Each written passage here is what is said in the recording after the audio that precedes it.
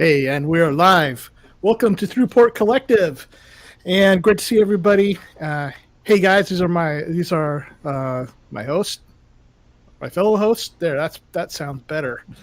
Fellow hosts Marshal Arnold, Tim Grogan, and I'm Cryss Smith.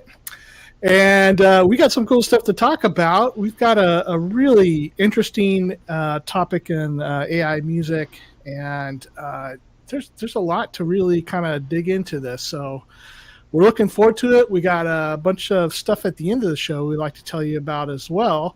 One really cool, interesting thing that I just was not aware of. I should have been maybe, but I was on Facebook today. And today, March 1st, 2023, is the 50th anniversary. Can you guys guess of what album? 50th, so let's see. Yeah. Quick math. So that's 1923. Oh, sorry. That's why I went into music, by the way. 73, like, that could be... Okay, go ahead. More clues. More clues. My favorite album. Let's see if well, it's Pink Floyd. It's Pink. It's got to be Pink Floyd. And so 73 would have to be Dark Side, or yes, it's Dark Side of the Moon. Dark Side of the Moon. 50 years. 50 years ago. That doesn't really surprise me so much. It's when I hear stuff from the 90s is already like 30 years old. Well, the weirder thing is when I'm like on Facebook and I see somebody that I went to school with and they look like an old man or whatever. I'm like, wow. Hey, go easy, man. Go easy. Yeah. Or me when I walk into the bathroom in the morning and I see that guy with the beard in the mirror. Like, geez, who's that? Right. Who is that guy? Well, I mean, that's really interesting. I didn't know. Like, just to the year, it's the 50th anniversary of the record. That's crazy. Like, that's one of the most iconic rock and roll records. Oh, yeah. Well, progressive rock and roll records, I guess, ever made. You know, geez, wow. I didn't even know. That's so bizarre. What? But that's the math, isn't it? Yeah. You know, it's one of the albums that really introduced me to synthesizers. And a lot of it wasn't even Richard Wright. It was a lot of David Gilmour and Roger Waters. So kind of an interesting one, too. Although certainly Richard did a lot of great work on the following album with Wish You Were Here. Yeah. God, that's a great record, too. And also just the blend of rock and roll, gospel. I mean, there's so many interesting, synth music in there, whatever, synthesizers on a gospel, rock, prog. I mean, there's so many blues, obviously hugely blues influenced. What an amazing bunch of shit that you would never sit around and go, oh, let's just throw all that together. That'll work. Yeah, with a little bit of like you said, just a little bit of prog mixed in there. What's Money in like 7, 8, right? 7, yeah, it's 7, yeah. Yeah, that's kind of an interesting one. You kind of wonder how they came to get that, since most of their songs don't have odd time signatures. But I don't know. They used the was it the Synthy and the VCS3, and then I looked up. So when I saw this, I looked it up, or not? It was the other day, actually. It's like, when did they first start using the Mini Moog? And I know obviously it's been used on Wish You Were Here. I was like, did they use it on Dark Side of the Moon? Because it would have been out at that point. But I was trying to search my memory for a moment, and it actually was used for it. Oh, wow. So there's, my memory is just totally gone. But there's that part where it's got all the echo, all the delay on it, swirling around like, what the hell the name of the song? I don't remember. But it's just from my favorite album. But like when we went from CDs and listening to like albums and CDs, and going to music on a computer, like I lost all conception of song titles and orders and stuff like that. That's kind of a good point, though. Yeah, credits. Yeah. Well, anyway, again, welcome everybody. Glad to see everybody. And if you take a moment, hit the like button or subscribe. Again, we're not doing this to become big or influencers or anything like that. We don't really care about that stuff. We just want to make good music and help others to make good music. And so if you do that, it would be appreciated. And let's dive into this topic. It's really cool. And I think maybe Tim, would be better if you kind of introduced us and got us going with it. Happy to. And wow, what a mess. It's such a interesting and hard to define topic, but that's why we here at Thru Port Collective shall tackle it. Yeah, I mean, really, like, how interesting is it? What an ethical question it is in so many ways about artificial intelligence creating art. And is it art? And is it you creating it, even just guiding the software to do it, the robot, as we should call it from here on out, because that's just more fun. Software sounds too accurate. I just want to call it a robot. I want it to be the thing that's, what kind of music would you like? I can do that too. Would you like a disco beat? Bum, bum, bum, bum. That's so let's call it a robot. I think that was more polka, but well, I just. Wait. Let's see here. You need to teach me what a disco beat is. I think polka is disco. Wait, no. Oh, wait. you got a sure. on there, Chris? It's gotta have polka. No, we got foxtrot, tango, Foxtrot. boogie. All right, go for it, Tim. Oh no, that's still rock.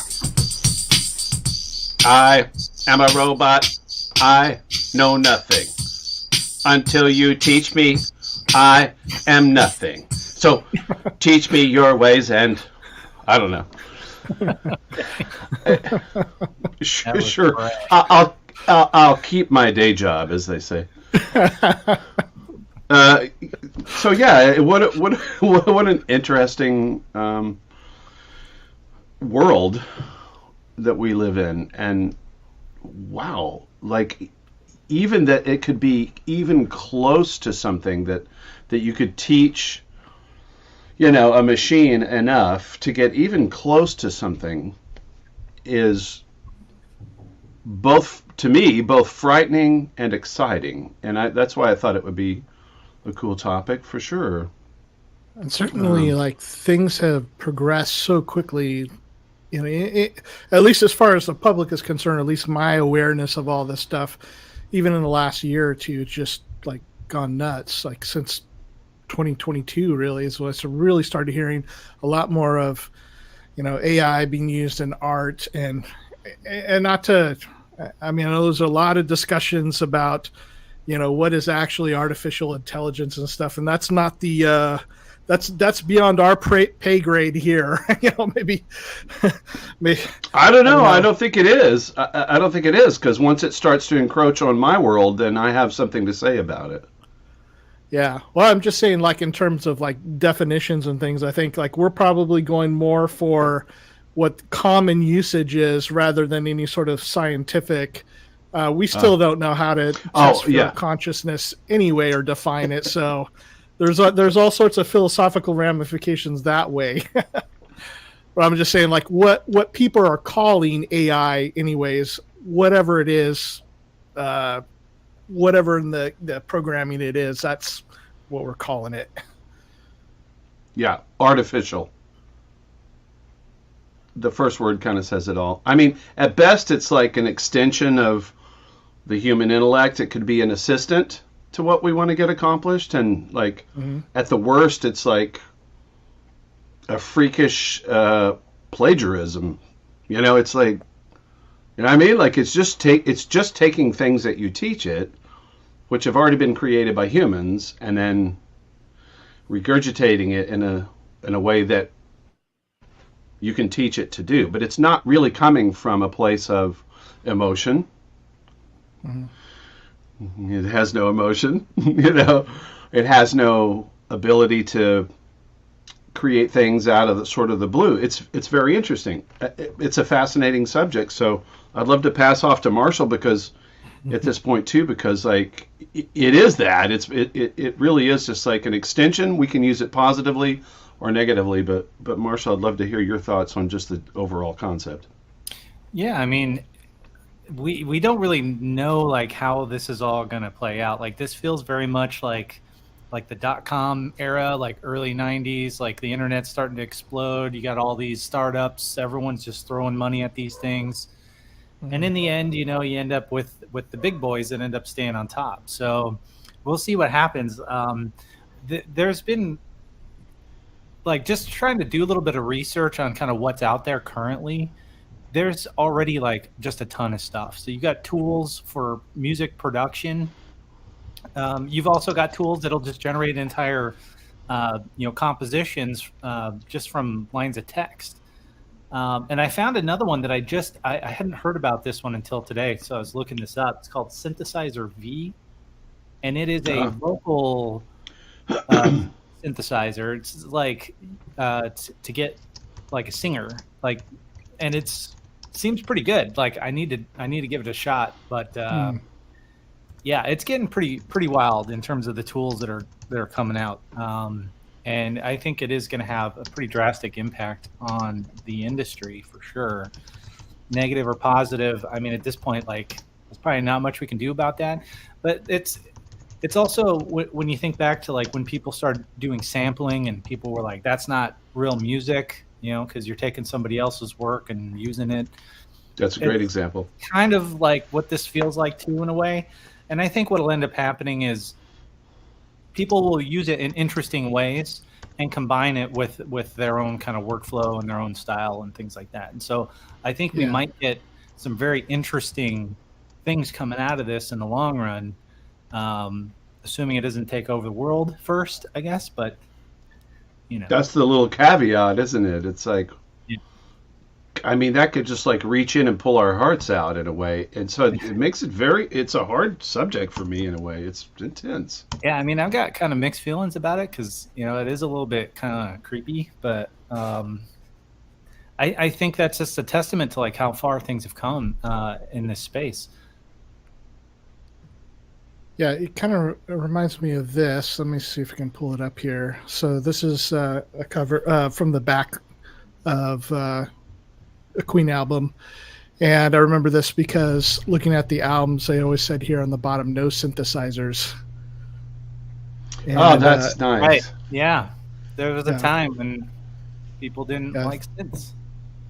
And it's interesting to see how to speak to what you said, Marshall. Like you're like, it's happening. All this stuff happens no matter what, and people freak out about it all the time. But I mean, with the Queen example, there's they're very much against it until they weren't, and then they were very much for it. It seems like, they really embraced it after a while.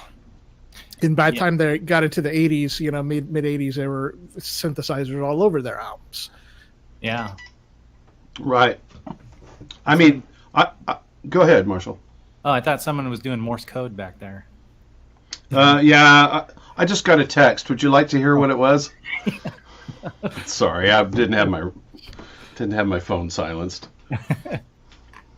Yeah, what it really reminds me of, and it's so I've sort of I guess I've lived long enough to have confronted something of this nature in my field, like twice, and this would be the second time. The first time for me was drum machines and being a drummer. Yeah, this was an incredibly threatening and societally impactive, or world impactive to me. My whole world was going to maybe crumble if drum machines just completely replaced drummers. So I know I've brought this up before, but it's super topical to this because, I mean, it's the same thing now on a broader level. I don't know if we can look to that moment from what I survived. Or whatever happened. It didn't, people get tired of hearing the machine, and then they go, I want to hear what a person does again. Yeah. And so it does create a cycle, which is cool and normal. I mean, the pendulum does swing, and it's interesting for a minute, when everything's super quantized and everything's like the same volume level and it's a drum machine, right? And then all of a sudden you go and you listen to a real musical dude play the drums and you go, oh, right, you know, Simon Phillips or somebody, and you just kind of go, oh, right, that's not, you know, that's a whole other level. And so I really I tried to just embrace that technology because, number one, I thought it was interesting. I thought drum machines were cool. Like, that seemed interesting to me. And then it turned out that while you could program a machine if you weren't a drummer, of course, it got to the point where they wanted to hear a drummer program a part so that it would sound a little more like an actual drummer. And then things started to come back around, like I said, you know, and then drummers are all of a sudden like, okay, yeah, you're fine. You're okay again, in pop music, basically. Yeah. Just an interesting thing, right? And so, like, I lived that, and it was really, I literally had a concern about my career because I thought, I don't know. I mean, this may out and out replace me. So very much with AI now, it's the same kind of thing. I mean, does it replace not only drummers by any means, but does it replace musicians? Does it replace all artists? Like, I mean, you can create cartoons, pictures, all sorts of crap, you know, and so it's a philosophical question, isn't it? It does seem like the pattern of things is that you know, these new ideas, new inventions come into society or into music, and it almost seems like things have to go too far first. You know, that has to go beyond the boundaries of good taste, you know, to the extreme, and then, like, you know, people get tired of that, and you know, things balance out, and then you have songs that sound really great with acoustic drummers and songs that sound really great with drum machines, and they're looked at as like, it's a different flavor, you know, it's just something different. And you know, to see those things, you know, with the drum machine thing, like, you know, bringing the really strict timing, it has a different sound and a different feel to it. And it can be done really well and really interesting. And we know lots of classic records that have been done with, you know, whatever it was, Lindrum and 808 and that kind of stuff. And then sometimes, you know, you got to find out where it's too far. And then you get to the late 90s and there's all these albums where it's music that shouldn't really rely on that kind of feel. You know, it's not a dance album or something, or, you know, something electronic that's real tight. But, you know, it's a rock album, and all of a sudden you've got, you know, band or producers of bands like Nickelback and things like that are just quantizing the music to death and making it, you know, super strict and super tight, and, you know, kind of taking out any sort of the groove or feel of it. And then we get to that point for a little while, and then everybody's like, maybe that's not the greatest thing. And I think that's one of the things that, you know, on the big picture of all of this is like, yeah, I think people will take this too far for sure. I don't know if you guys heard, there was I don't remember the details of this, but there was, I believe, a school shooting. I believe I was at a college here in the United States recently, and the support staff that was in charge of, you know, helping students out with, you know, what was going on and dealing with it, they put out, I don't know what it was, an email or something saying, hey, we're here for you, there's a tragedy and all this kind of stuff. Well, the thing is that they didn't write it out. It was, you know, a few paragraphs long. They didn't write it out. They used Chat GPT or something like that to compose a message that had all the right kind of components in it. And then at the end of it, they forgot to remove the part that said that this was created by this AI program. Oh, and so if you can imagine that, you know, here again, to look at both sides of it, to see both sides of it, like, it's a tool. You could use that tool, and I don't think there's anything wrong with turning to a tool, even in a situation like that, because perhaps the people that were doing it were like, we really want to get this right. Let's see how polished, you know, how refined we can get it so that it really sends the right message. And yet they totally mess this whole thing up. And when people find out it's just done by a machine, they're offended. The students that went to that school were up in arms about it. And so it is one of those interesting things. Like here it is already we're really at the beginning of this, and we're already beginning to see how some of these things have been pushed too far, and that we'll have to learn how to recover and kind of come back. And this definitely applies to the music as well. Absolutely. And if the courts, so for instance, here's a case I was looking up today on the subject.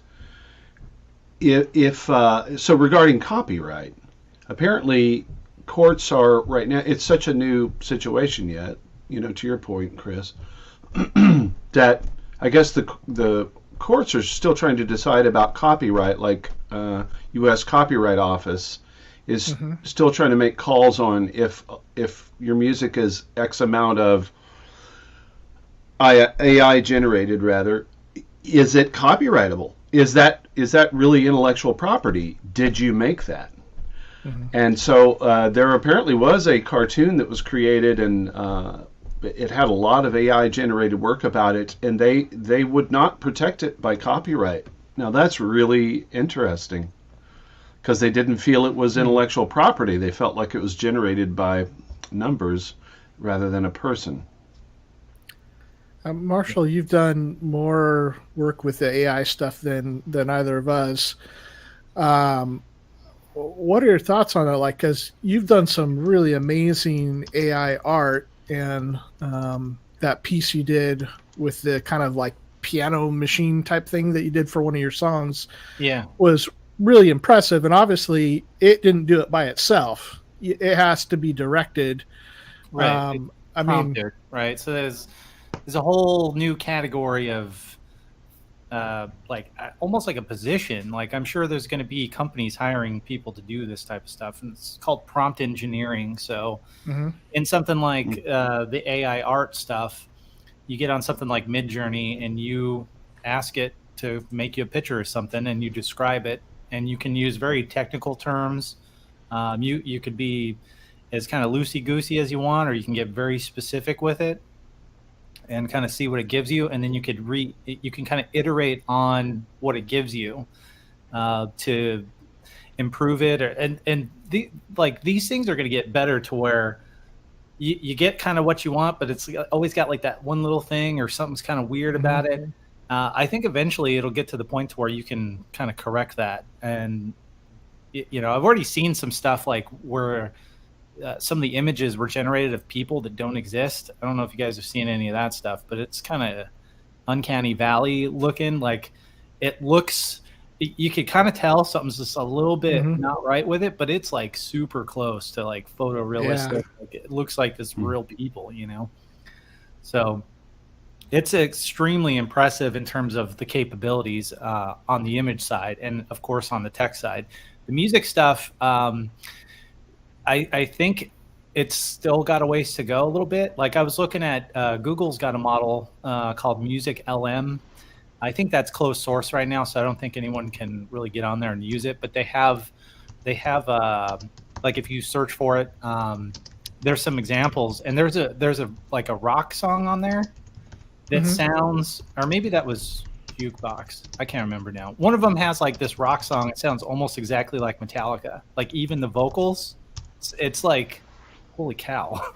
Like somebody's gonna get sued.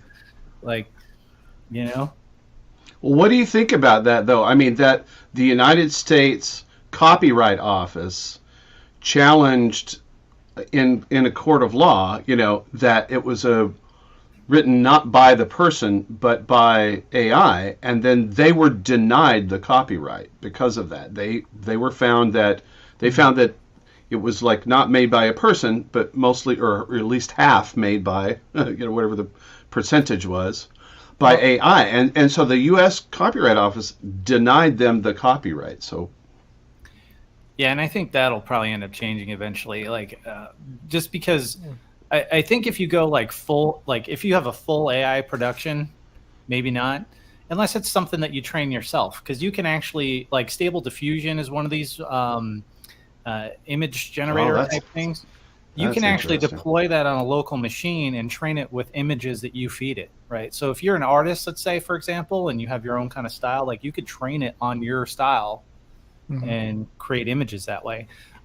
They also have... That's really fascinating. Wow. Yeah. So, I mean, at that point, even though it's AI generated, it's something that you provided. So technically it's yours, right? And you may if you're the only one that fed it, is what you're saying. Right. Yeah. And I think you may end up seeing situations where you can maybe buy a set of a training model to use yourself, right? So there's something that's cleared that you can use that, no one's going to get all in a tizzy about, right?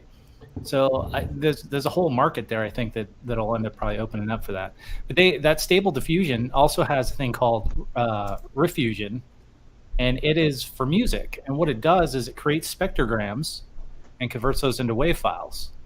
So it's doing the same thing where it's creating an image through diffusion of a spectrogram, and then that is converted into audio. So, and it's super impressive. Like that was pretty cool to see as well. I kind of feel the same way, that this will be turned around, and that the person involved should own the rights to the art that's created with it. And I don't know, maybe this is an imperfect analogy, but I kind of feel like it would be the same thing as if you you got your KeyStep Pro out and you sat down and made a sequence with it, and then you played the sequence into a synthesizer and made a song from it, and it would be like them saying, you don't own that song that you made because the sequencer did it. It kind of seems a little bit silly, because it's there's still that human initiation in it. Let me even take that point to the nth degree about especially your example, Cryss, because I mean, if I write something into a sequencer and it's playing it back, I still wrote it. It didn't come from somewhere else. But what if I hit the randomize button? Yeah. Right now, so now what does that mean? Now, is it writing it based on the input it got from me, right? So that's where it gets really interesting. Let's take it a little more ridiculous then. So these composers that will do things like so. You've seen the pictures where the birds have landed on the telephone lines, and then somebody copies down where they're at on the lines, and they write it out and perform it, and that's a song. And here's where, again, they would own that, but the same thing is happening. Instead of a computer coming up with it, they found a random thing in nature to pull and draw from to create that music. It would be kind of a silly thing to say, oh, you didn't come up with that. Right. Well, it's still your interpretation, though. It's going through you. So that's the big distinction here. Yeah. Is that it's not going through you. Yeah, I think that's the sticking point, right? So if you're using AI that's using a bunch of copyrighted material to generate what it's doing and didn't get clearance for that, that's problematic right there. That's a problem.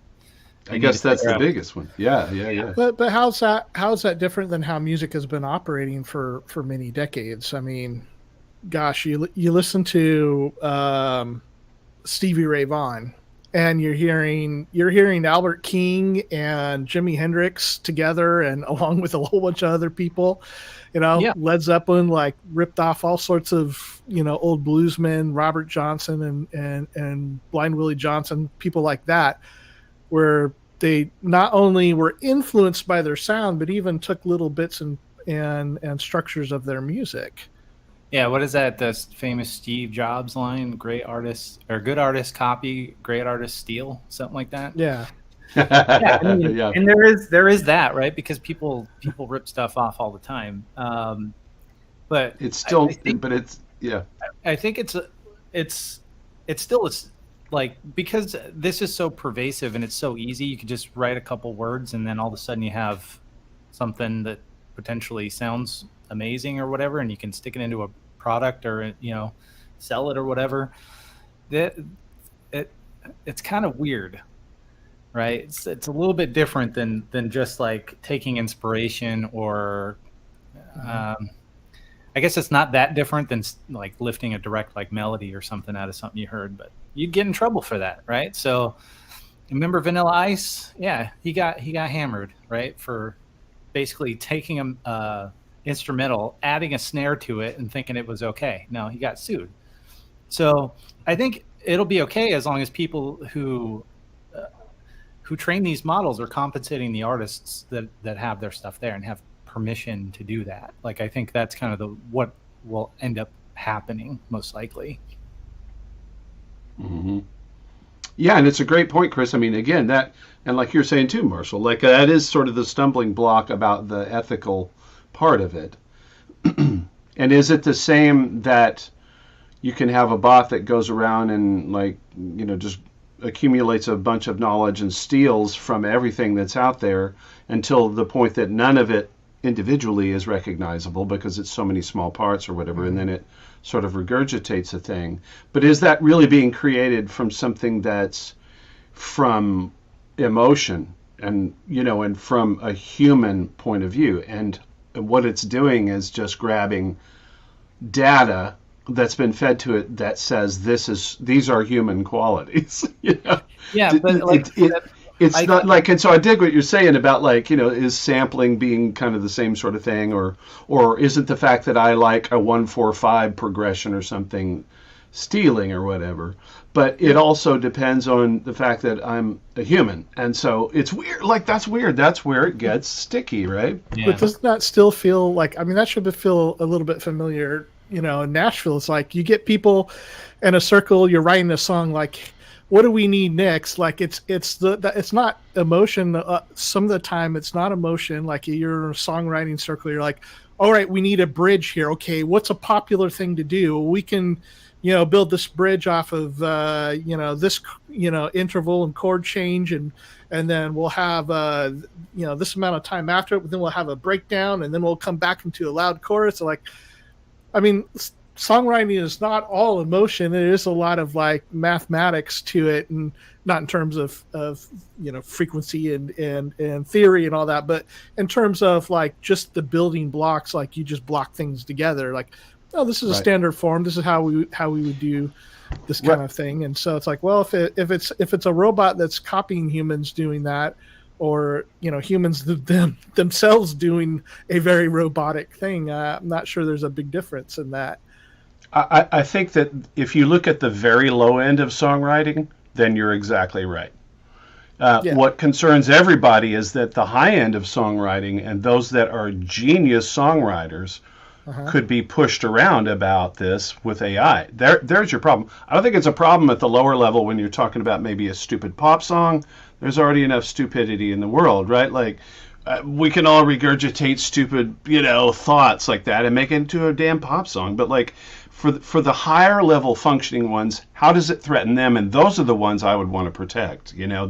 That's where I start to get my hackles up and go, I don't know if I'm digging this. Like I get it on the lower level. We can always sugar things out, but you know what I mean? Like on the top level, that's where it's a threat, the way I see it. And it may not even be a threat, right? It's so new. But if there was a fear I had about it confronting songwriters, it wouldn't be the ones that are just regurgitating crap. It'd be the ones that are actually taking the craft somewhere. That's where I would worry.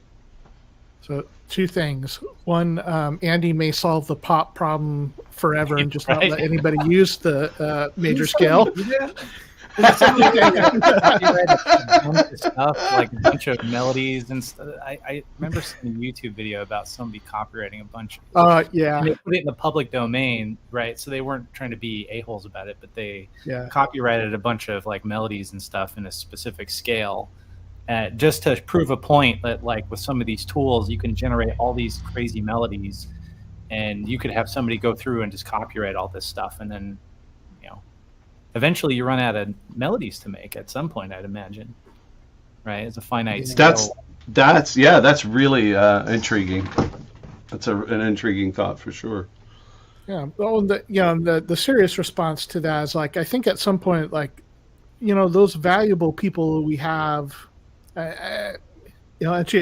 also to go sideways here for a second, like the dumb part of pop, let's say, the dumbed down stuff. Yeah, people aren't acting really intelligently to do that. It's very cookie cutter stuff. They're not really doing a whole lot. But those precious, really great songwriters that we want to cherish and see them go on to continue to write lots and lots of songs. I think, what I was saying earlier is like people always push things so too far. I think we're going to see that where it becomes so ubiquitous. I mean, a buddy of mine was doing songs like, little snippet songs for beginning of podcasts and things like that. And I've done some of that stuff too. And the same would go for commercials, any type of like really condensed form, poppy, catchy type stuff. Like AI is going to be able to nail that stuff. That's going to go, I think it's going to take a lot of business away from humans that are doing that. However, I think with the more complicated and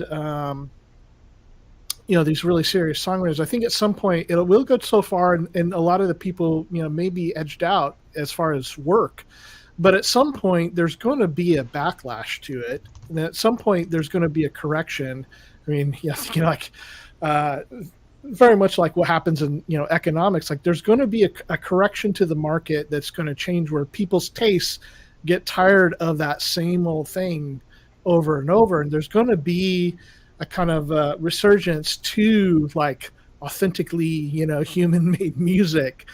Like you what you're saying, Tim, like drum machines didn't end the life of the drummer, because there's still people who want, if you've heard, John Bonham or Neil Peart or whoever it is, like, you're always going to want a great drummer. You're always going to want to have a Tim Grogan, no matter what drum machine exists. And I think there's going to be that part. I mean, that's one of the things I see, like with the cycles of music. I mean, I kind of feel like we're about in the late 80s right now in terms of a cycle that's happening. And so we got all the shredders and hair bands, stuff like that.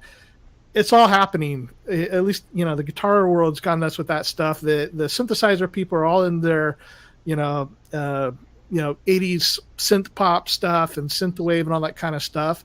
And it's gone for a long time, more than the actual 80s did. And then what's coming next, is that's going to crash. And, the grunge is coming back. And the gangster rap and all that stuff that comes with it is going to come and topple it. But it won't ever kill the 80s music, but the 90s will replace it just like it did before. And so I think, with some of these things, like, we'll go too far with it, but then at some point people are going to get tired of that, and they're going to go like, I want something. They're going to enjoy listening to the craft and the art of human sourced music. This right here is kind of my thought too. This right here. Oops, not that one. This one. Oh. AI is the DX7 of this era. Yeah, that's kind of what I think. The DX7 is kind of a preset machine. People became reliant on the presets on that, and they did sound good, right? Just like AI, sounds pretty good. But then it faded, right? The D50 kicked its ass. Well, Marshall, you supplied us with a link to a Dead Mouse quote. Yes, that article on Music Radar. What's that, Music Radar? Where they asked Dead Mouse what his thoughts were on the whole AI thing, and that guy, he's hilarious because he does not mince words. Like, he tells you straight up and in a slightly offensive way a lot of times. But yeah, he's an interesting guy. Well, I loved what he said about it's pulling into Chris's point too, which is basically at some point people are going to get tired of the sound of that, and and recognize, unless it gets to a stage, and that's a whole other conversation I'd actually like to ask you guys. But he's talking about the fact that it will open up a niche, a niche sort of part of the industry to actually have people that are musicians. So what he's saying is polarizing things so much that it would actually open up again a niche to actual musicians, because everybody will be tired of the AI shit. Well, and we're kind of seeing that in the art space already, right? Where you have a lot of art forums and things like that that just won't let you post any AI generated materials. Yeah. Right. So, Yeah, I like the way you said it. yeah. I think ultimately, the market decides this, issue, and it's not going to be, philosophers, or necessarily government that does, because whatever people are going to gravitate is what's going to become popular and what's going to become successful. And so I think, seeing, the traditional, art of all forms, there's always going to be that. And there are always people that are going to very much appreciate certain formats and certain forms of art. And there'll be a lot of people that just don't care and that will, AI stuff is good enough. And in some cases, it's really beautiful and excellent what it's been made too. I mean, that quote unquote painting that won the art fair for electronic art, Yeah, that it was beautiful. And the guy said he spent like ridiculous amounts of time like reiterating the prompts and stuff. I mean, it's not like he didn't put any effort into it, but it's a different kind of effort, right? He didn't put pen to paper necessarily, but used his brain and his keyboard, and he came up and with this image with the AI tools. So I think it does need to have its own category, though. I don't think it's fair to throw that in the mix with human generated works of art. It needs to be clear that what you're hearing or looking at was not made by a person. And it's kind of like the same thing that we're starting to see with all the deep fake stuff and video. That stuff's getting pretty freaky too, right? There's got to be a way to identify these things. Was it Bruce Willis that sold his likeness? Oh, did he? I didn't know. I think he did. So, to a movie studio, as I recall. But basically, he's got some bad news in his life, because you think he's got. I heard about that. I don't remember what it was, dementia or something similar to that. But I mean, he sold, so they can continue to make movies with him as a star, which is kind of an interesting idea. And very unorthodox way of thinking about that, but made him some money and allows him to kind of continue on into the future in a new way. Okay, it's almost like he's kind of immortal then at that point, right? If they can just reuse his likeness and just stick him in stuff, even when he's not around. If he's immortal, he's the one that knows he's not when he's dead. Right, of course. You know what I mean? Like that's anyway, I'm just playing with that notion. But I was talking with a friend today because we were about to have this show and the subject, and I was asking her, hey, if you could have the perfect man as this robot, right, that could please you and take care of you and looked just like you'd want them to look, but was a robot, would you prefer that over a human version of that? Because obviously, as a machine, it could do things that a human could not do. Just as a question, right? Because, I mean, if you take this thought to the nth degree, that's kind of where we're headed. And machines could be running our lives and be in our government, and which they probably already are. Of course they are, on smaller levels already. But I mean, like, big levels, like President AI, dude. Like, it's a trip, right? I mean, that's a trip to me, man. Yeah, it could happen. It could. Anyway, her answer was no. She would prefer a human still, but this person's 40 years old, so. Yeah, ask somebody in 10 years who's younger, and they might have a different opinion of the whole thing. It's kind of funny because anytime there's a new disruptive type of technology that comes out, there's a lot of people kind of freak out about it, and then especially the younger generation, as they grow up with it, they just don't care about any of the concerns. I remember when internet banking started being a thing, and people didn't want to have anything to do with it for a long time because it was on the internet. Ooh, right? Now you have all this stuff that's it's like everything's on the internet. Yeah, where do you draw the line with that? And like to It's, your point, the assimilation process is such a thing, right? Like just getting used to it, acclimated to, oh, well, it's okay. And then, things get better. Now there's a little more security involved about online banking. But at first, right, I mean, it's daunting. yeah, there were concerns about, oh, I don't want to put my credit card on some website, right? Mhm. But then there were things like PayPal that kind of took care of that. So, yeah, but it is weird how that kind of occurs, and we're like right in the middle of a pretty big shift in things, and it'd be interesting to see where this all ends up. It's kind of fascinating to think. I mean, people that are generally in our age range, which is a lot of the people in the chat, at least the people that I know and now know how old they are. We've seen like a really radical shift in life. I think like when I was the second house I lived in for 10 years, and it was an old farmhouse from the 1890s. And we didn't have city water, so we had to haul water to the property, landline phone, no computer. We had a wood burning stove in the basement that heated the house. And when I think about, and I'm in my 40s, and I think about like that's the way that I spent, the first, 10, 11 years of my life.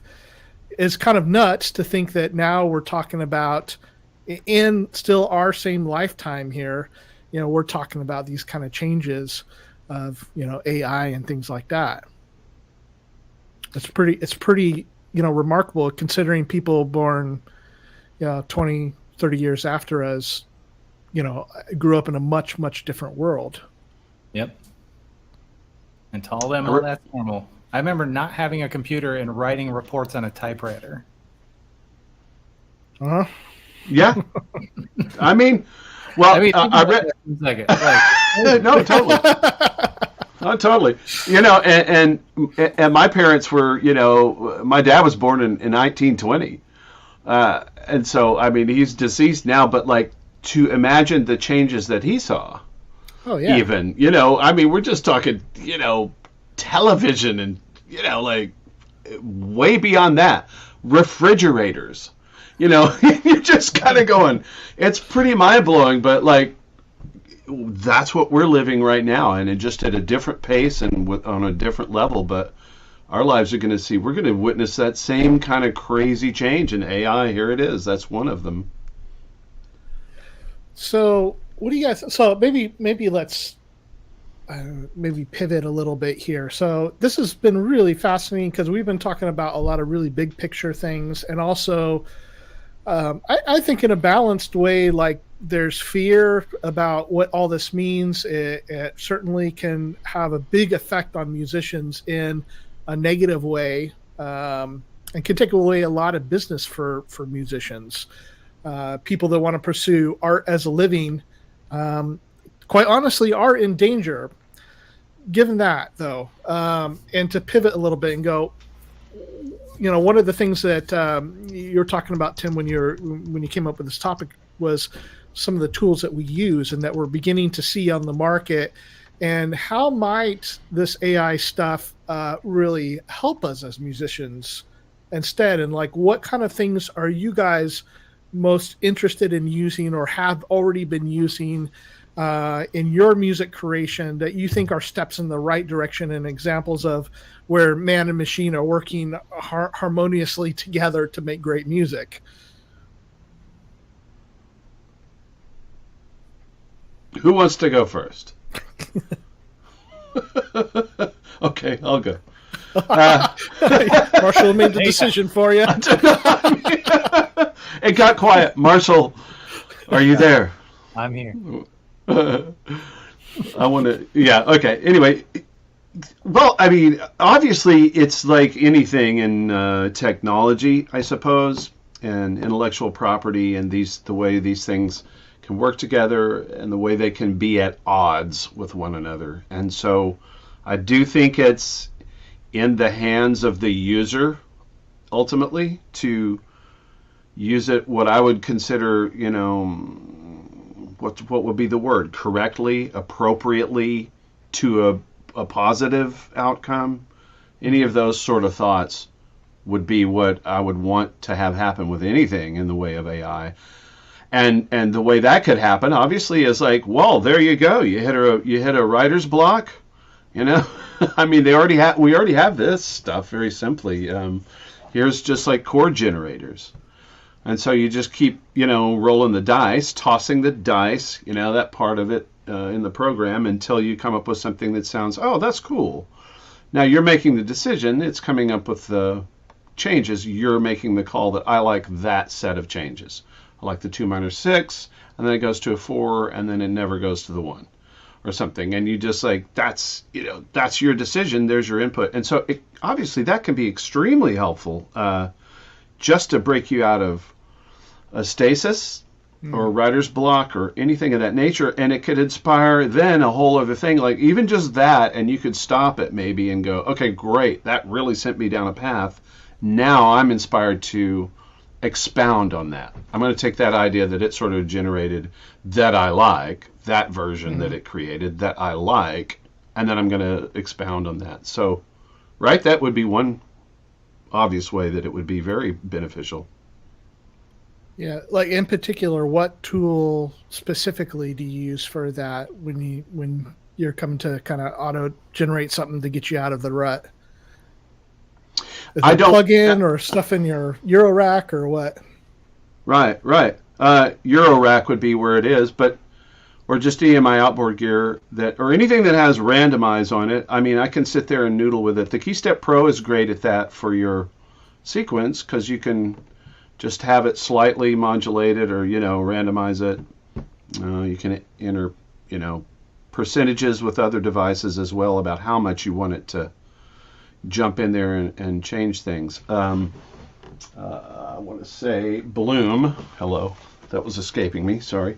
Bloom, that is a sequencer that also has sort of a randomization thing. It has a tree trunk, which is your basic info that you put in, and then it has branches and then smaller branches, and it's very detailed in the way it goes about it. It has a specific way, but it's still taking your info and then modifying it, but using your info, always relating back to your info. So I do like that. Most of the time it's not too satisfying for me, but in terms of what it comes up with, but occasionally it is. So that's a fun device that I've used. And you can also use it not only in like a note sort of way. I mean, I've used it as gates, on especially DFAM, it's just a little basic analog, sequencer it's a drum machine sort of, but it's also a synth from Moog. And if you use the gate or use the randomization on the gate or the VCA, then now you can start having steps come and go in slightly random ways beyond the 8 steps that you're limited to on the device. So that's a fun way to create motion and some musicality almost. It's like it's kind of fake musicality, but it is changing it from just 8 steps that go button, and that's your steps, and it does the same thing over and over. At least if you can have some steps drop out or some steps be accented, and so I can use Bloom for that type of thing, and that's really helpful. That's a quick way for me to hands off get something that moves, some motion and some variety. Yeah.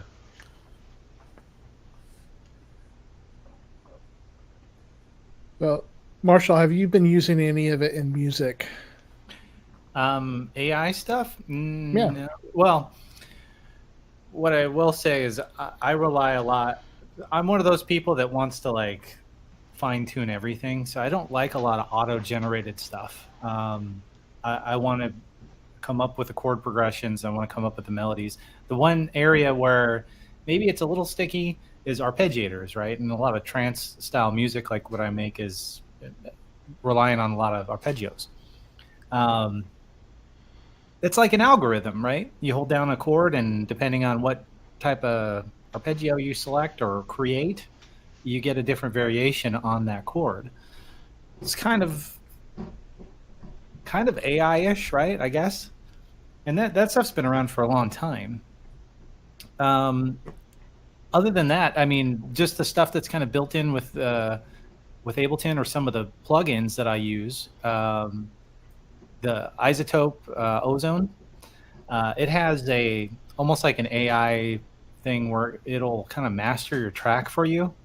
Mm-hmm. And I've tried it a little bit, and I just feel like it gets you in the ballpark, but it always requires tweaking still, right? Yeah. And I find, for me personally, like I find it just faster to just do it myself anyway. But that might end up changing at some point. Like if you can get a decent mix going and then hit a button for master or whatever, and it does a good job, I would probably use that. Yeah. But in terms of actually generating compositions and things like that, I don't think I'll ever really use anything like that. But Tim, you made an interesting point where you'll use chord generators, right? I saw a thing today when I was looking up some of the products that are out there.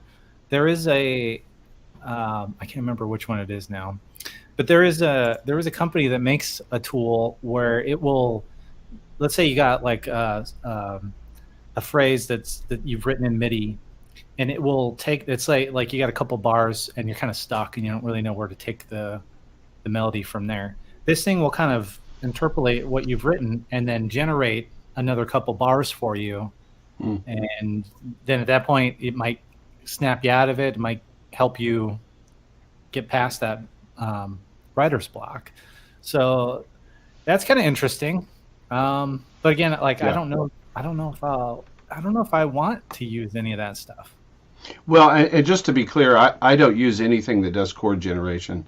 I mean, okay. I think that's, no. I was just commenting that it's out there, and that's like a possible thing that, AI would be doing in music, obviously. But no, I don't use. No, I have a philosophical, problem with that. I mean, I can. Come on, like it's chords. I can come up with them eventually, and I'd rather slap my face with a mackerel or something, some kind of fish or something, and do the Monty Python thing for a second, and then go, okay, let me try again. Maybe I give it a contrarian viewpoint on that. Like, the thing is, we each have the style that we have the influences that we have, right? And so had somebody comment on a track that I had made, that had stuck up on YouTube demonstrating something else, and they're like, oh, that sounds like very early Pink Floyd, like Piper at the Gates of Dawn or something, Syd Barrett Pink Floyd. Obviously I love Pink Floyd and the Gilmour era stuff, that's my favorite because it's got the great songwriting of Roger Waters and it's got the aesthetic of David Gilmour, and they're all working together, that kind of stuff. And so, and I hadn't meant this song to be at all Pink Floyd-ish. I wasn't thinking about that at all. This guy commented, is like, man, this has got a really early Pink Floyd kind of sound to it. And I was kind of surprised by that comment because it no way was meant to be that. I was not at all thinking about Pink Floyd. But when I listened to it, and in light of that guy's comment, I was like, okay, I can see where he's coming from, and I see where some of that influence comes. And when I sit down to write a song, I'm writing chords and stuff now. I know theory good enough, at least, that I can build chords however the hell I want it to do, build chords. I understand how to build. I build them, and sometimes I'll sit down and I'll work some crazy chord out if it's needed. But most of the time I draw within the bag of chords that I'm used the most because stylistically they work. But there are times where I want to go outside that stylistic box, and it takes a lot of time. I don't. So to me, I don't really view it as cheating, like, to do this. And so one of the tools that I use to do this is Scalar, which is sold by Plugin Boutique. And to be honest, I've only used it like twice. And the first time I used it was because I bought it, and for myself, like, if I'm going to buy stuff, I need to use it. I need to look into it to see if this is going to be something that's part of my tool bag now. And actually I do. I like it. I just don't use it that often because usually I prefer the kind of serendipitous manner of sitting with a guitar and, you know, finding the chords and finding the things that I want to play and make into a song. However, for this very particular track, it was built on a Korg Mini Pops from the plug-in version from Full Bucket, and I had stuck it through like this Eventide delay pitch shifter stuff, and I got this whole crazy thing going. And I started adding marimbas and all this. All of a sudden, I kind of have this like kind of jungly sound to it, and I'm like, what do I do with this? And I was like, I wanted to move into an area that I don't normally go, because I could go into something that's more like, you know, heavy and groovy and stuff like that. But I decided I wanted to have some sort of like chordal thing that was like you're riding up the elevator in Nordstrom or something, you know, some like, you know, swanky place where they have elevator music, you know.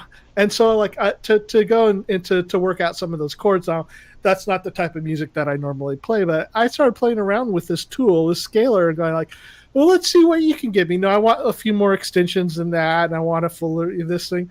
So I started working out all this stuff. Now, it took an enormous amount of work because I just didn't build it on what they gave me. It's more like what Marshall was saying, where it sets something up for you and goes like, well, here's some options for you.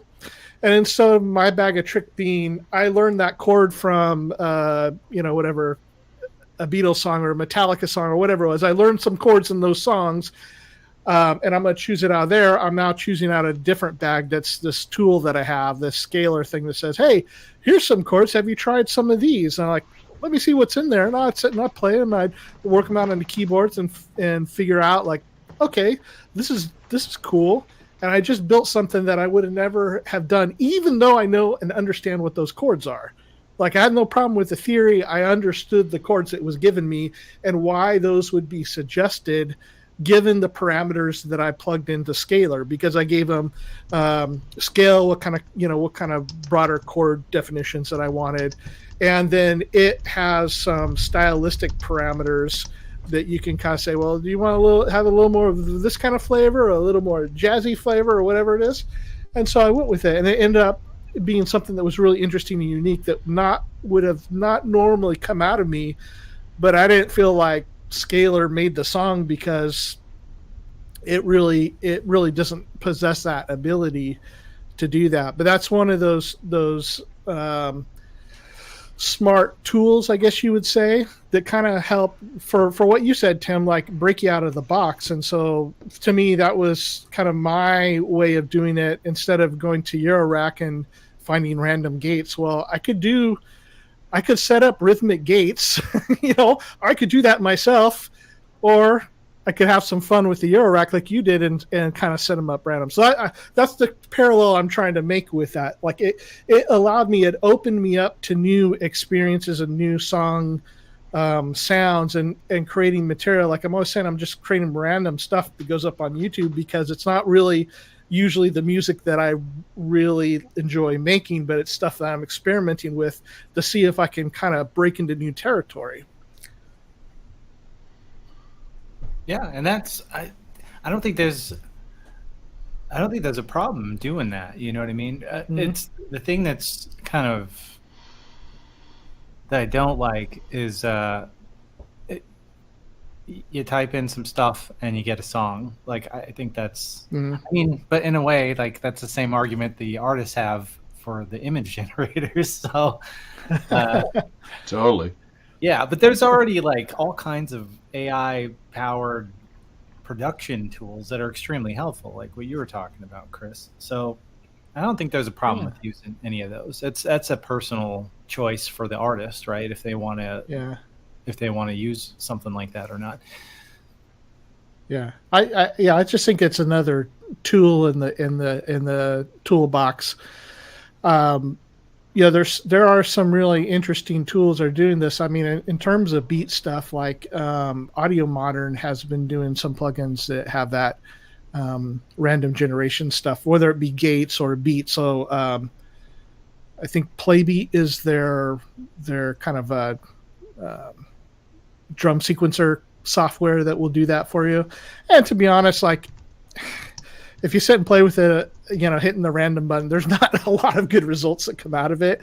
Like there's definitely, you got to fix things in that. And I wouldn't see any of these tools as being any different than that. In fact, I think the tool that I have most enjoyed, which markets as being smart or AI, is actually Sonable's Smart Limit. They have a whole series of plugins, reverb and compression, EQ, and this is of course a limiter is my favorite of the thing that they have. And so it is one of those things where as you were probably similar to what you're talking about, Marshall, with some of the ozone stuff. I haven't really used that enough to know, but their algorithms in this are pretty clever. It's very good. And so when it comes to, it's like where I spent many, many years playing as a live musician and songwriting, stuff like that, like mixing and mastering albums was not the thing that I did. Like I had to deal with live sound issues, but I wasn't spending a ton of time recording where I'm the engineer or I'm the the mixer or whatever. And so I think some of these tools may be good and may be useful, even as educational tools, because obviously we'd all want to get to the point where we would do the stuff ourselves. Well, I shouldn't say that. I'd say a lot of people would want it to be like that. Like, I hope that I can mix really well, and I hope that I can at least do a decent job mastering. But it's nice to know that there's some tools that, until I get to that point, like that can offer me some other avenues of like, hey, have you tried this? Like maybe your idea of how you're using compression is maybe not so standard. Let me have a listen to it and see what you think. I mean, I've done that with their with the Sonable compression and EQ stuff. Like one day I just sat and dialed in a bunch of my favorite stuff, and then I had it go through like an acoustic guitar track and see what it would do. And it did some stuff. Like I think I was being very, I was really being light on the compression as far as my acoustic guitar stuff goes. And so it was probably a little more like the industry standard of what you do. And it caused me to reconsider how I was going about doing it. I said, well, maybe I do need to be using a little bit more compression on my acoustic guitar strumming tracks or whatever. I don't know. Yeah. I have a question. Yeah, it seems to be, well, for me, it might be the 600-pound gorilla in the room, but one of the things that sort of saved my life in a lot of ways was my expression through music. I was a destructive, vandalistic young child, young man. I'm trying to imagine that. I mean, very much so.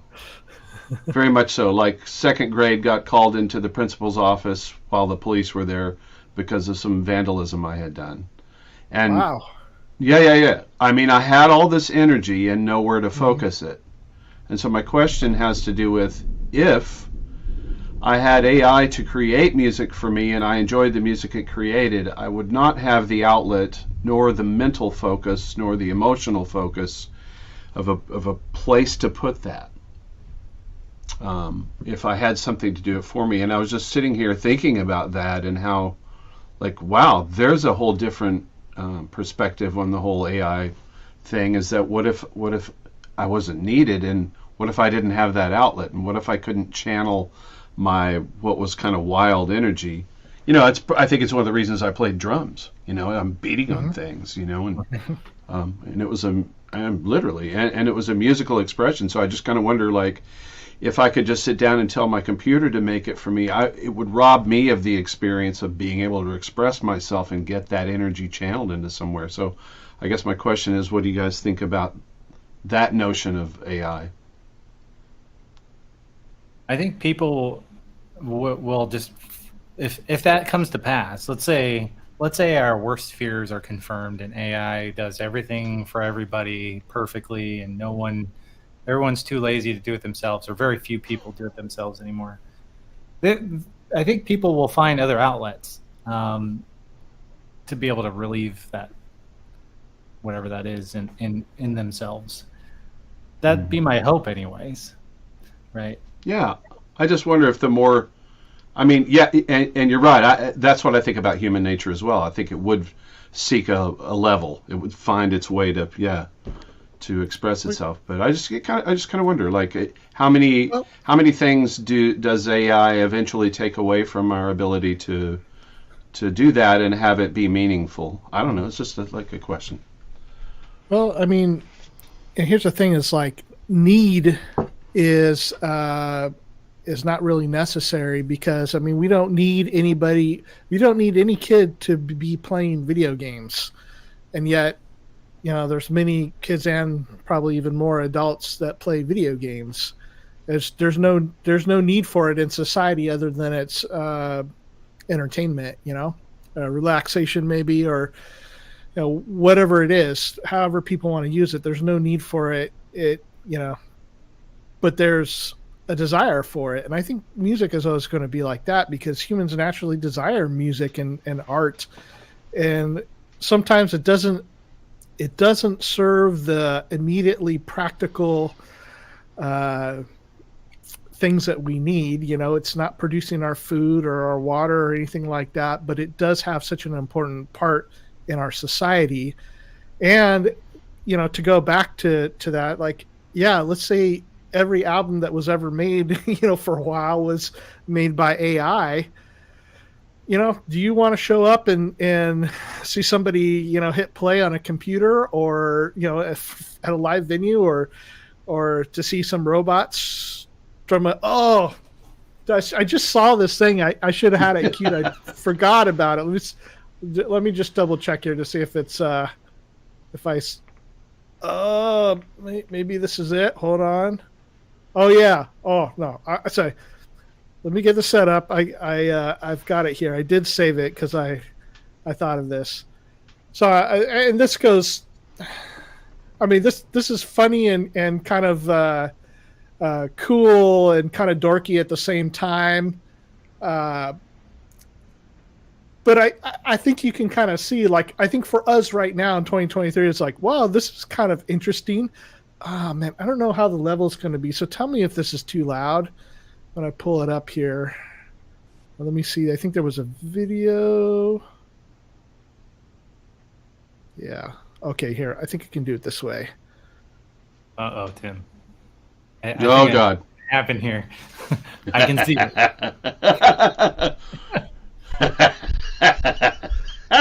I can't wait for this.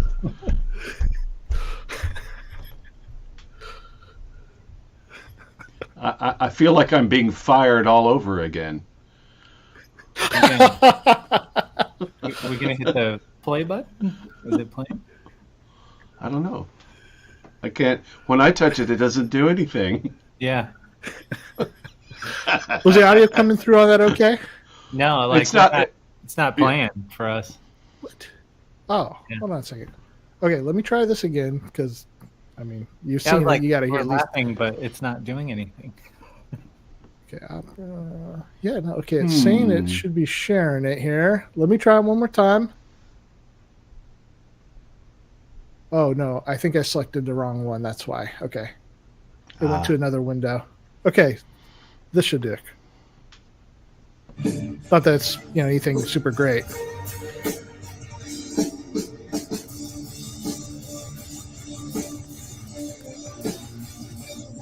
Yes. Got the Terminator drummer.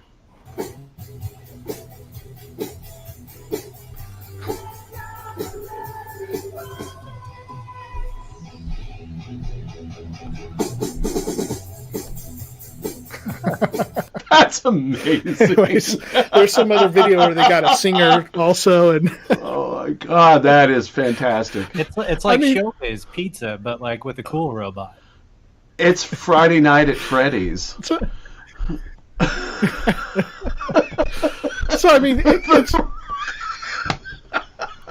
that's fantastic. I mean, like, let's say this. Go ahead. I'm sorry.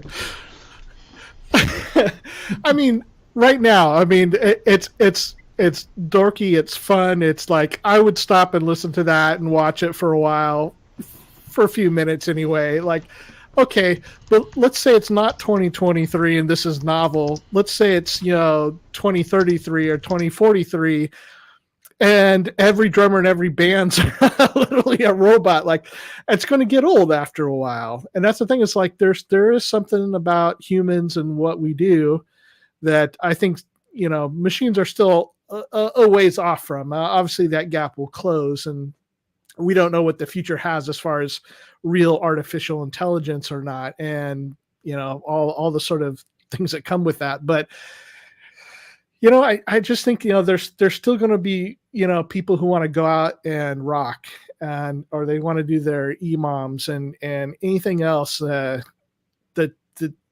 aren't going to be satisfied with this. And so I think there's always going to be that thing. And so for that kid that like has so much energy, they're getting into trouble and they really just need to sit at a drum set for a while and get focused. See, I made him mad.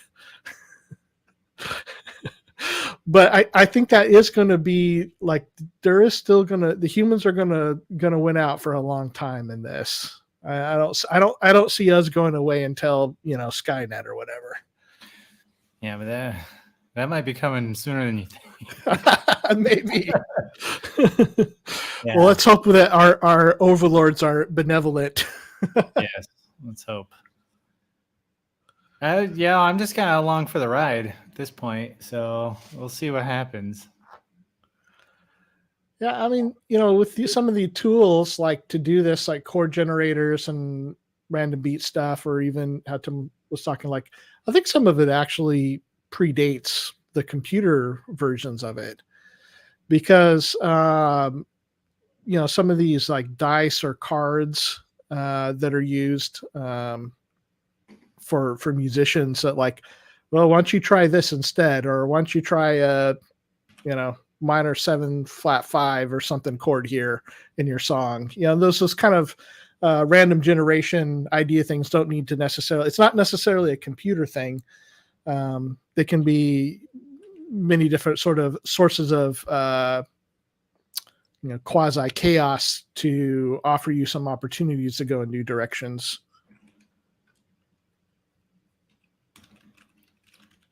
But I suppose techno will probably be first to fall to the robots, and I imagine rockabilly and a bluegrass will probably come a little bit later after that, so they'll probably stick around a little longer. Why can't it be bluegrass first? I hate bluegrass. Anyway. Well, I don't know. Man.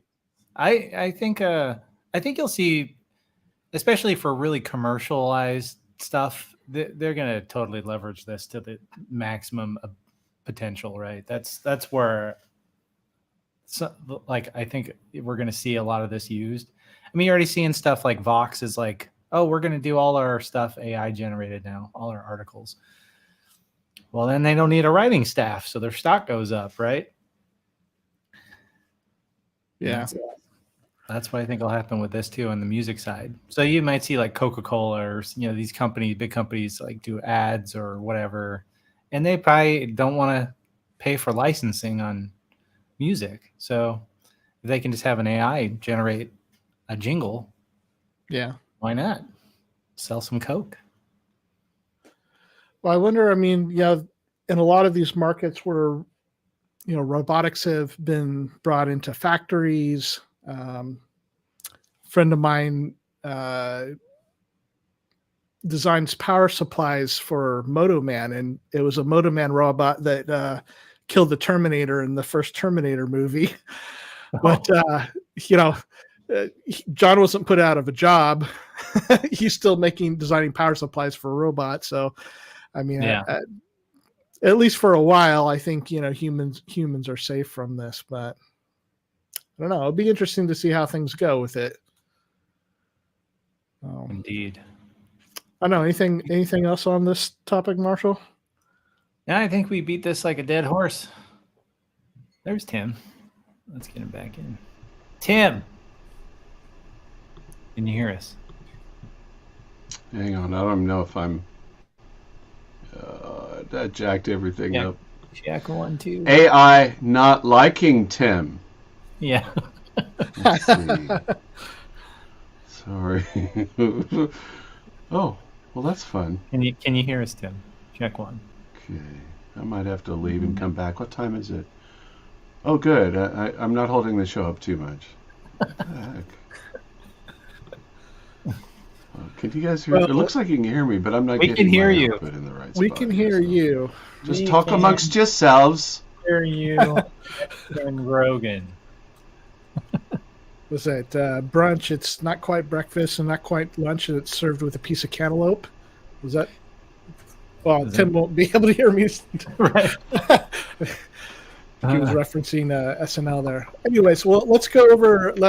We got a few things to show before we end the show here, and let me just pull up my screen because we want to make mention of a few things here.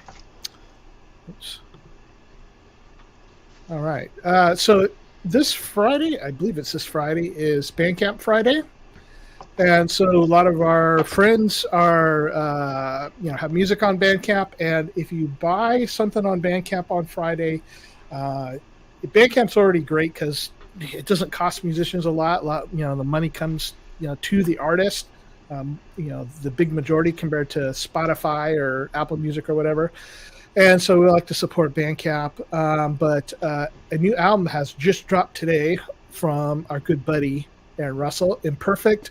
And I'm just going to play you a couple.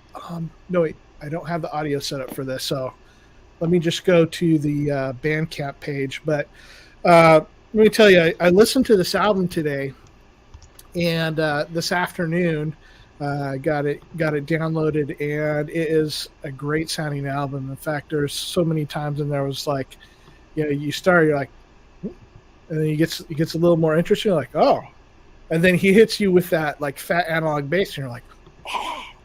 And it's really good. And so this is an album that he's done with that's kind of been inspired by some video games, and so it has kind of a loose plot to it that goes through, but really great listen.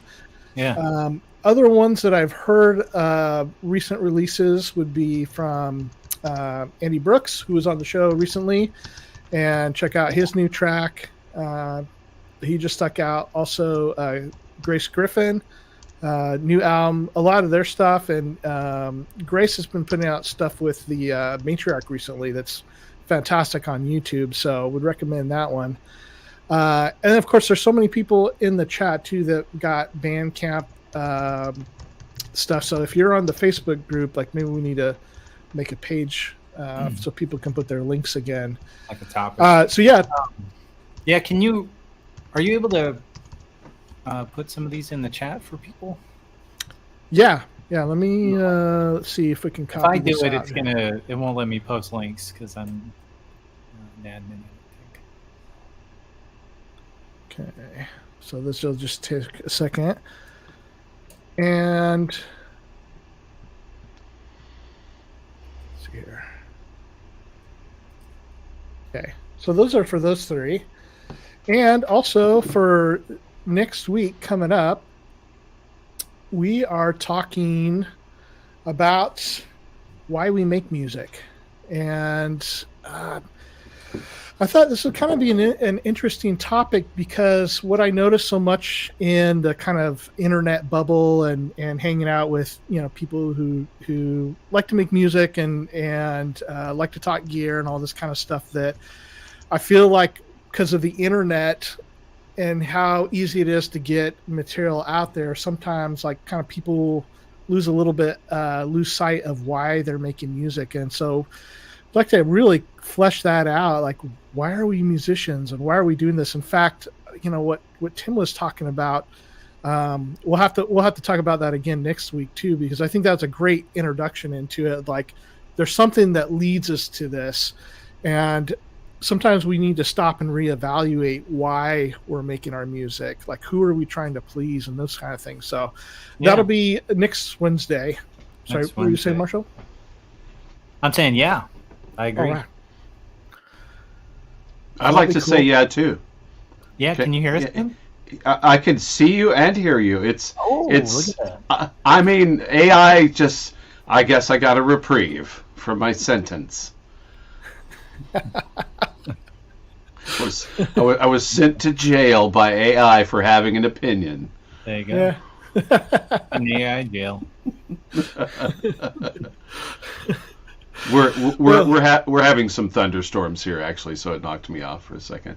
But word to the wise, this is why you buy surge protectors and power conditioners if you can afford it, because all my stuff came right back, and that probably wouldn't have happened in the past. Yeah. So what are you guys up to for this coming week? What's going on with you? I think I'm going to record my studio tour this weekend. So stay tuned for that. And then I don't know if I can get stuff figured out here, maybe I can do a live walkthrough on the show at some point. Show you guys around. Yeah. Be very interested in that. Mm-hmm. It might be good, like, people can catch the one that you put up on your channel, and then we do a walkthrough. Then it'll be a good place for like question and answer, because I'm sure there are a lot of interest in how you're doing things. You got a really, really great setup. Yeah, that's pretty cool. Yeah, I'll be asking a lot of those questions myself. So yeah, I'm excited about it, man. That's gonna be cool. I'm excited about that. I gotta say, I had a blast when you did yours, Tim. It was a lot of fun. Yeah, it was fun. Really great talking and seeing how you do things. So I'm very much looking forward to the same thing with Marshall. Absolutely. Well, cool. Yeah, I'm. My last 2 days were I had a couple of clients in my studio here, and I recorded a song for them and co-produced it, and recorded the drums. Let's see, I did some fake upright bass on it, and they each played acoustic guitar, and one of the dudes sang and did harmony, and I also played some Wurlitzer, again, a virtual instrument version. I wish I had a Wurlitzer. And let's see, and then I mixed, and it was out the door yesterday, so it was a 2-day project, and so that's how my week kicked off. And then the rest of it is basically, after the show tonight, I have a benefit I'm playing coming up, which is really cool. It's going to be on Monday, and it's a country music oriented thing. My friend Jeffrey Steele, he lost his kid when his kid was 14 in a 4-wheeler accident, and his kid was an avid skateboarder, and so he's created a really cool fund and a really cool benefit every year, and so there's always a bunch of stars that come out, country stars and whatever, and it's always fun to play because it's a one-day thing. You have to go over there, learn the songs, rehearse them, take a break, and come back and just perform them live, and they do an auction, and it's definitely a fundraiser, so to raise money, so it's really cool. So I'm looking forward to doing that. That's always a challenge to learn 10 songs that I don't know until. Well, that seems to be your thing lately, though. It's kind of my thing anyway, I guess. I mean, I suppose I've always done that. Maybe that's why I get called to do those things. Get that guy. He can learn stuff. Yeah. Anyway, that's kind of my week at this point. Yeah. Well, so last Wednesday had showed that had the Roland CR68 in here, and I finished the mods for that. So it's got MIDI, and it's great now. It can be triggered from any MIDI note, so sequencer or keyboard, anything. Makes it a lot more useful for recording. So that 68 was sounding really cool, and so he came and picked that up. And in this week is the CR78. Doing my best Vanna White here, and so this one is really awesome. It's even got the wood case and all that, and it was actually, you would think that the 68 would be easier to work on than the 78 because I did the kind of same kind of stuff, but actually the 78 was a lot easier But really cool unit. It's been kind of fun to play with a bit. I haven't got to spend enough time with it, but I just have it in the room, like you're hearing it through an amplifier, so it's not going through the system in any sort of proper way. But